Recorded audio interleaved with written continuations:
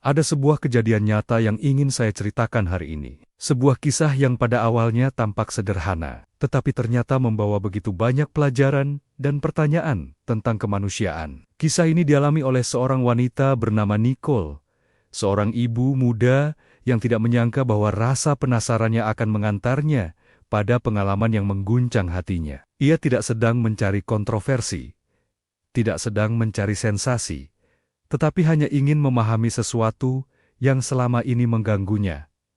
Sesuatu yang mungkin juga pernah Anda tanyakan, kemana sebenarnya perginya donasi gereja, dan apakah benar digunakan untuk membantu orang di sekitar? Nicole bukan orang yang sinis terhadap agama, dan bukan pula seseorang yang ingin menjatuhkan komunitas keagamaan tertentu. Ia hanya pernah mengalami masa sulit dalam hidupnya, sehingga ia bertanya-tanya, apakah tempat-tempat ibadah benar-benar menjadi tempat perlindungan bagi mereka yang membutuhkan. Ia ingin tahu apakah gereja di kotanya benar-benar membantu, atau hanya tampak sibuk setiap hari Minggu tanpa memberikan dampak nyata bagi masyarakat.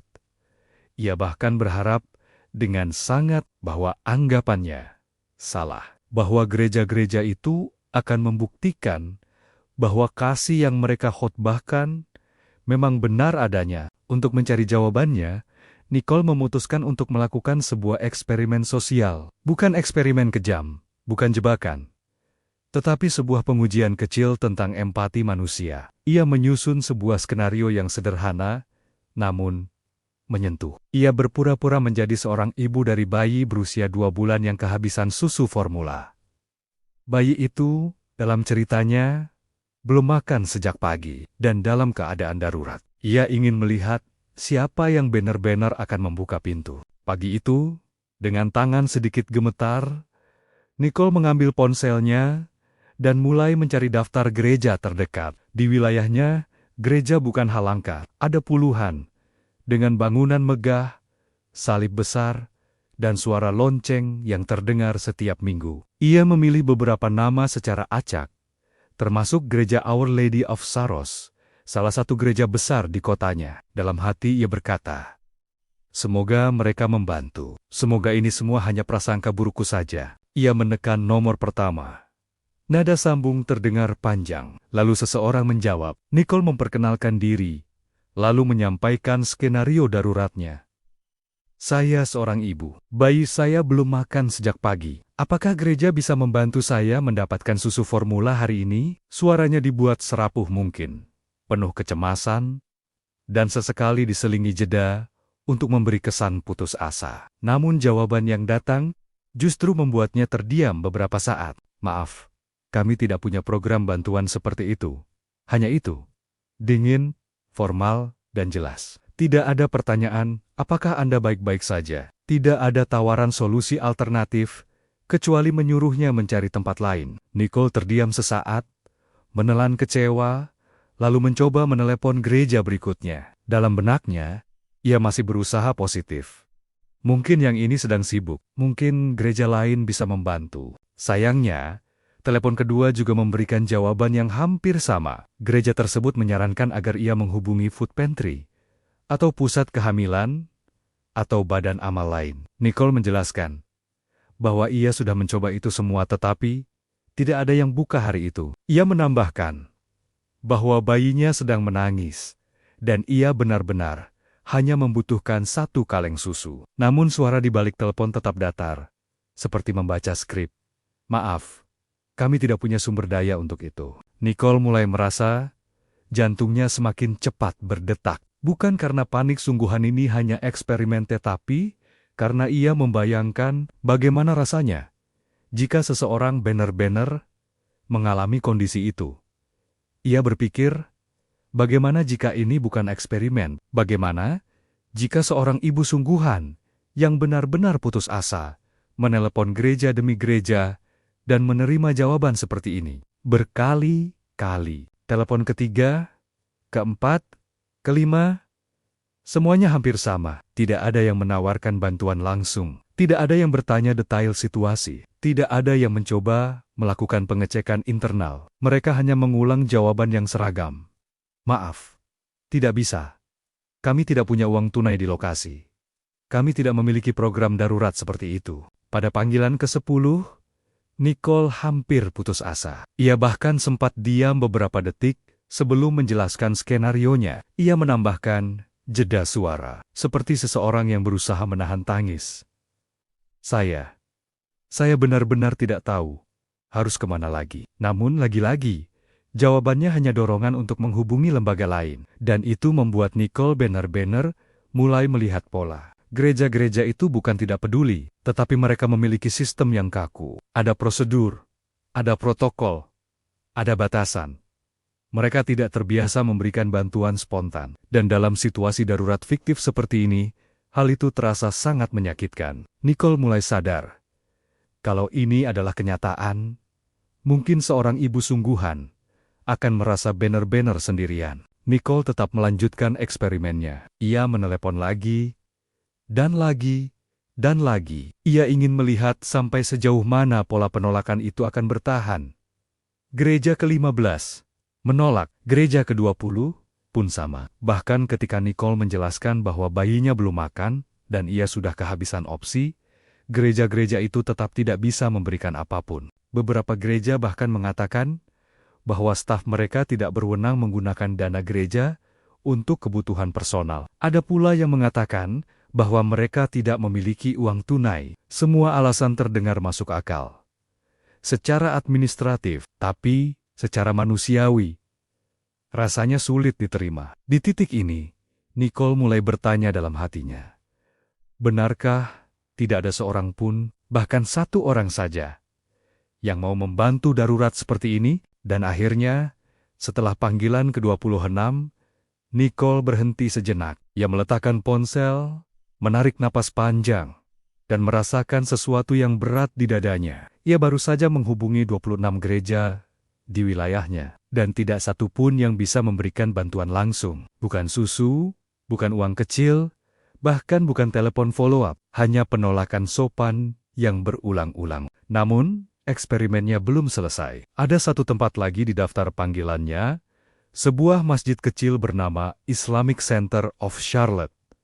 Nicole sendiri tidak yakin apa yang akan terjadi. Ia bahkan mengakui bahwa ia tidak tahu apakah masjid tersebut punya dana, program, atau sumber daya untuk membantu. Tapi ia memutuskan untuk mencoba. Panggilan tersambung dengan cepat. Lalu terdengar suara pria berusia sekitar 40-an yang menyapa dengan tenang. Assalamualaikum, ada yang bisa kami bantu? Nicole kembali menyampaikan ceritanya. Kali ini dengan suara yang lebih pelan, seolah sudah terlalu lelah menghadapi penolakan sebelumnya. Ia memberi jeda panjang setelah berkata, bayi saya belum makan sejak pagi. Belum genap 2 detik setelah ia selesai bicara, pria itu langsung merespons, kami bisa bantu, Bu.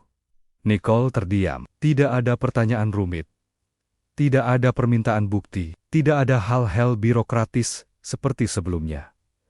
Jawabannya sederhana, cepat, dan penuh kepastian. Kami bisa bantu. Pria itu lalu menanyakan 2 hal. Di mana ibu tinggal dan formula apa yang dibutuhkan. Hanya itu. Tidak lebih. Setelah Nicole menjawab, pria itu langsung mengatakan, silakan datang ke Islamic Center, Bu. Kami akan siapkan sekarang. Suaranya tenang, tetapi tegas. Seperti seseorang yang tahu bahwa anak kecil tidak boleh dibuat menunggu. Nicole terharu sesaat. Dalam eksperimennya, ia tidak menyangka akan mendapat respons secepat ini. Ia merasa lega, seolah seseorang akhirnya membuka pintu setelah 26 pintu lainnya tertutup rapat. Ia membayangkan kalau ini situasi sungguhan, mungkin ia akan menangis di telepon. Nicole lalu datang ke masjid tersebut, membawa kamera tersembunyi yang digunakan untuk eksperimen sosialnya. Ketika ia tiba, staf masjid itu sudah menunggunya dengan 1 kaleng susu formula sesuai yang ia sebutkan. Tidak ada ekspresi curiga.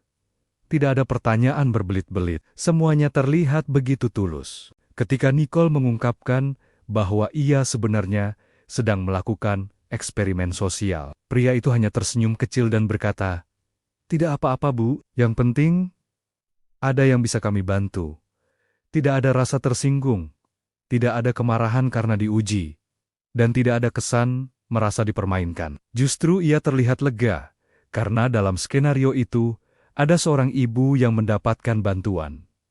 Sikapnya sederhana, tetapi terasa sangat tulus, membuat suasana di masjid kecil itu terasa hangat. Nicole bahkan mengatakan bahwa ia tidak menyangka akan menerima sambutan sebaik itu. Setelah kejadian tersebut, Nicole duduk di mobilnya dan mulai merefleksikan apa yang baru saja ia alami. Ia memikirkan kembali setiap percakapan telepon yang ia lakukan sebelumnya. Nada suara para staf gereja. Jawaban-jawaban yang terdengar sopan, tetapi terasa begitu jauh. Lalu ia membandingkannya dengan respons cepat dan tegas dari masjid, yang langsung bertindak tanpa mempertanyakan apapun. Ia mulai menyadari bahwa perbedaan ini bukan tentang agama mana yang lebih baik.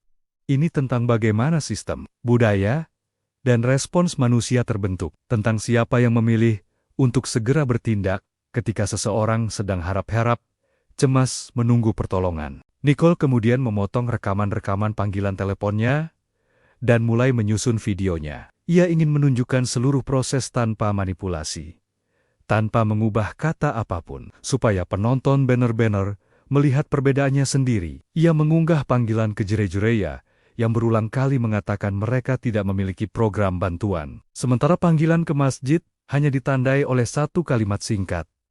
"Kami bisa bantu, Bu."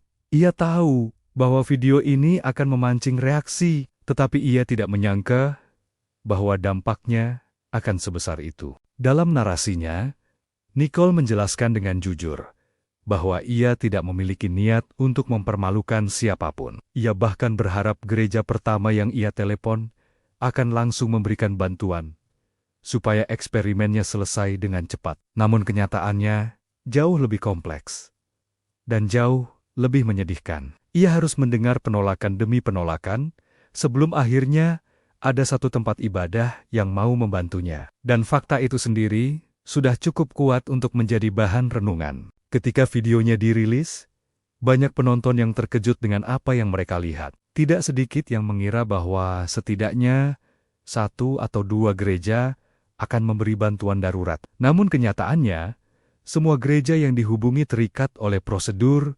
protokol, dan batasan internal yang ketat, sementara masjid yang mungkin dianggap oleh sebagian orang sebagai komunitas yang tertutup justru memilih sikap terbuka dan responsif. Kontras ini membuat orang-orang berhenti sejenak dan bertanya-tanya, apa yang sebenarnya terjadi di komunitas kita? Nicole tidak pernah mengatakan bahwa gereja-gereja itu buruk atau tidak bermoral. Ia menjelaskan bahwa mereka hanya mengikuti struktur organisasi yang ketat. Mereka memiliki proses permintaan bantuan yang terpusat, atau waktu operasional tertentu, atau kebijakan yang membatasi penggunaan dana. Tetapi, ketika seseorang berada dalam kondisi darurat, semua birokrasi itu terasa tidak relevan. Sedangkan tindakan cepat dari pihak masjid justru terasa sangat manusiawi. Di akhir videonya, narator menyampaikan sebuah kalimat yang mengguncang banyak penonton, jika mereka yang mengkhotbahkan cinta tidak dapat mempraktikannya. Lalu di mana kita dapat menemukan cinta sejati?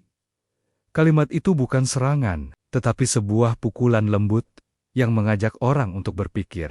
Tindakan nyata jauh lebih penting daripada kata-kata indah. Dan dalam konteks ini, satu tindakan kecil dari masjid itu mampu menunjukkan lebih banyak daripada 26 penolakan lainnya. Kalimat itu kemudian menjadi kutipan paling terkenal dari video tersebut. Banyak komentar dari penonton mengatakan bahwa mereka mulai memahami bahwa tempat ibadah, seberapapun megahnya, tidak selalu menjadi tempat pelarian dalam kondisi darurat. Ada struktur yang harus dipatuhi. Ada batasan yang mengikat. Namun di sisi lain, ada komunitas kecil yang memegang prinsip bahwa ketika seseorang datang meminta bantuan, mereka harus menolong semampu mereka. Dan perbedaan dua filosofi itu terlihat sangat jelas dalam eksperimen Nicole.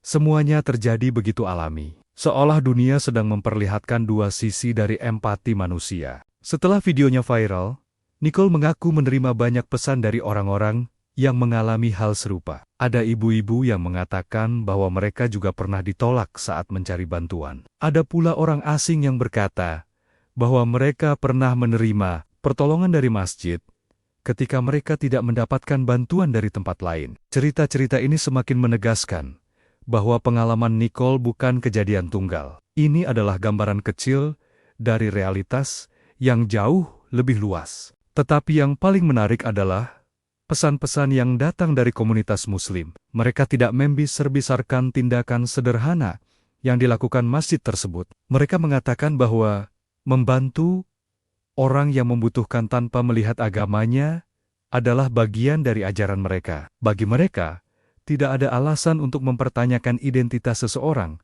ketika dia lapar, haus, atau berada dalam bahaya.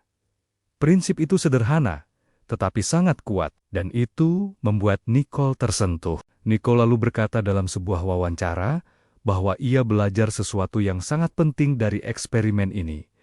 Terkadang, sebuah pintu yang tertutup bukan berarti orang-orang di dalamnya tidak peduli. Mungkin mereka hanya terikat aturan. Mungkin mereka takut berbuat salah. Tetapi sebuah pintu yang terbuka, bahkan yang kecil sekalipun, bisa memberikan harapan yang begitu besar. Ia menyadari bahwa empati tidak bergantung pada gedung, simbol, atau budaya tertentu. Empati bergantung pada hati manusia. Salah satu adegan paling menyentuh dalam video itu adalah ketika Nicole bercerita bahwa ia hampir menangis setelah telepon dari masjid. Ia merasa seperti seseorang akhirnya melihatnya sebagai manusia, bukan sekadar pemohon bantuan. Padahal itu hanya eksperimen. Namun perasaannya tetap sangat kuat. Bayangkan, bagaimana perasaan seseorang yang benar-benar berada dalam kondisi itu. Itulah yang membuat video ini begitu berpengaruh dan menyebar luas. Reaksi publik terhadap video itu sangat beragam. Ada yang kecewa terhadap gereja yang tidak bisa memberikan bantuan langsung. Ada yang membela gereja, menjelaskan bahwa mereka memiliki struktur administratif yang harus diikuti. Ada pula yang memuji tindakan cepat dari masjid. Tetapi satu hal yang disepakati hampir semua orang adalah bahwa video ini membuka mata mereka. Ini bukan tentang menyalahkan, ini tentang belajar memahami bagaimana komunitas kita bekerja, dan bagaimana seharusnya kita bertindak sebagai manusia. Video ini juga memunculkan diskusi penting tentang bagaimana lembaga keagamaan mengelola donasi. Banyak penonton bertanya-tanya, mengapa bantuan sederhana seperti satu kaleng susu begitu sulit diberikan? Pertanyaan-pertanyaan ini akhirnya membuka ruang dialog yang lebih besar. Jika lembaga keagamaan ingin menjadi tempat perlindungan, mungkin mereka perlu mempertimbangkan sistem yang lebih fleksibel untuk kondisi darurat. Setidaknya, untuk situasi yang bisa mengancam keselamatan seorang anak. Sementara itu, tindakan masjid terus dipuji secara luas. Bukan karena mereka ingin sorotan, tetapi karena kepekaan mereka terhadap situasi seseorang. Tindakan cepat itu mencerminkan nilai sederhana yang terasa sangat langka dalam dunia sekarang, membantu tanpa menilai, menolong tanpa bertanya, dan peduli tanpa mengharapkan balasan. Kebaikan spontan seperti inilah yang membuat video ini menyentuh jutaan orang di seluruh dunia. Nicole menutup videonya dengan mengatakan bahwa ia bersyukur telah melakukan eksperimen ini, bukan karena ia ingin memancing kontroversi, tetapi karena ia sendiri belajar begitu banyak dari pengalaman itu. Ia menyadari bahwa cinta sejati bukanlah sesuatu yang dikhotbahkan setiap minggu, tetapi sesuatu yang ditunjukkan melalui tindakan nyata. Ia berharap lebih banyak orang, lebih banyak komunitas, lebih banyak tempat ibadah dapat mengambil pelajaran dari kejadian ini. Pengalaman Nicole mengingatkan kita bahwa kadang-kadang dunia tidak selalu memberikan jawaban yang kita harapkan. Tempat-tempat yang dianggap sebagai rumah kasih bisa saja mengecewakan. Sementara tempat yang tidak kita duga justru memberi harapan. Cerita ini bukan untuk menghakimi, tetapi untuk membuka mata kita bahwa kebaikan bisa datang dari mana saja, kapan saja, dan dari siapa saja. Hari itu, Nicole melihat perbedaan besar antara sistem dan rasa kemanusiaan. Ia melihat bagaimana birokrasi dapat menghalangi niat baik, dan bagaimana spontanitas dapat menyelamatkan seseorang. Pelajaran itu tidak hanya untuknya, tetapi untuk kita semua yang menonton videonya. Kita diajak untuk bertanya pada diri sendiri. Apakah kita akan menjadi orang yang membuka pintu, atau orang yang menutupnya? Dan mungkin, pelajaran terbesar dari semuanya adalah betapa berharganya satu tindakan kecil Satu panggilan telepon, satu kalimat sederhana. Kami bisa bantu.